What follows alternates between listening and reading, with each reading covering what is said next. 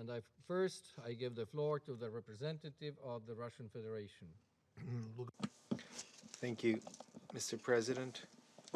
We're grateful to Mr. Velikok for today's briefing. We welcome the Minister of Foreign Affairs of Bosnia and Herzegovina, Madam Bisera Turkovic, at this meeting. We have gathered here at our initiative in order to discuss the letter circulated in the Council, from which it follows that on the 27th of May, citizens of the Federal Republic of Germany, Christian Schmidt, was supposedly appointed to the post of High Representative for Bosnia and Herzegovina.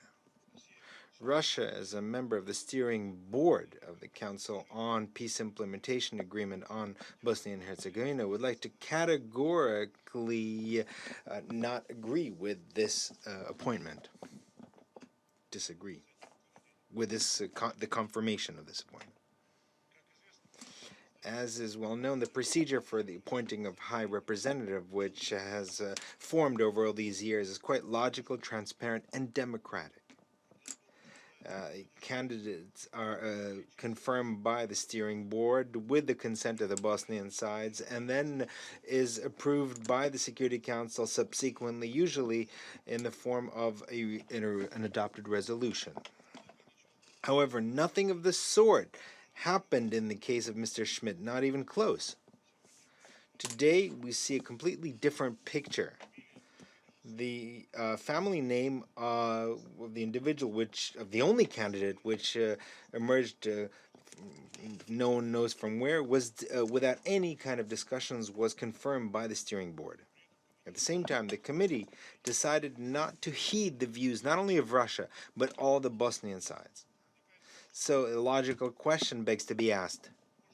Can we begin work on national reconciliation by provoking an inevitable conflict, which threatens only to compound the existing differences among the various entities? Now, fuel to the fire was also added by maneuvers by some of our colleagues in the Security Council. For some reason, they decided to cheapen this matter in the Council.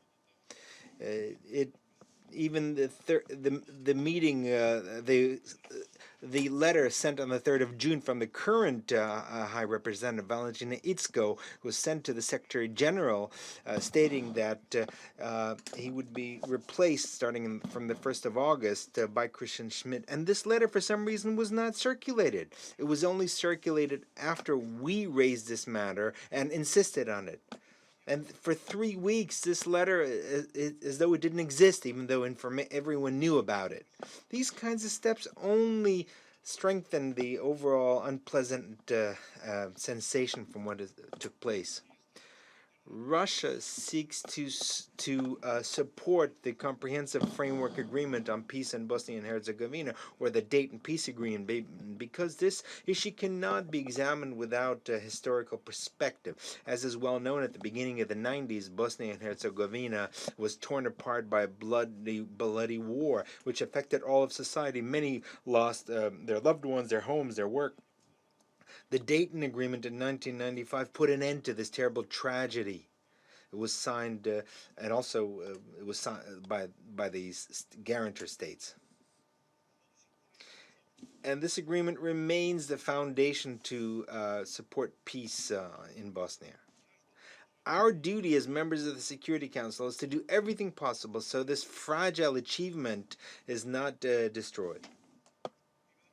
This is precisely why we have put forward this initiative to hold this meeting.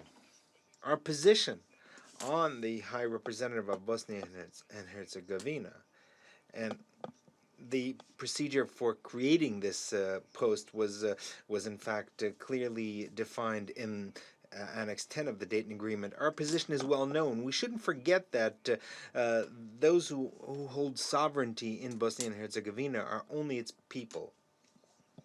The fate of the country, its ways of development, should be determined by them rather than any kind of high representatives or any kind of external forces. Mr. President, we're always ready to engage in honest discussion on the most important issues with our colleagues from the Security Council. Indeed, an exchange of views and attempt to find compromise is one of the goals of the Security Council. Only thus can we find a solution to problems. But in this specific case, we're seeing a completely different picture, an attempt to avoid a discussion of the candidature of the High Representative, or to assess the activity of the Office of the High Representative in general. So the question then can be asked, why try to deceive and play hide and seek when it's not necessary? It's clear that any candidate for this position without the support of the Security Council and the Bosnian sides will not only lack legitimacy, but also will lack the political support to truly contribute to implementing the peace agreement. Quite to the contrary, all his actions will only lead to greater chaos and will compound existing differences, and ultimately will destroy everything, all the positives that have been achieved over the past quarter century.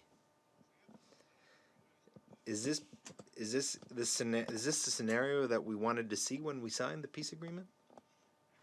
Thank you. Thank you very much.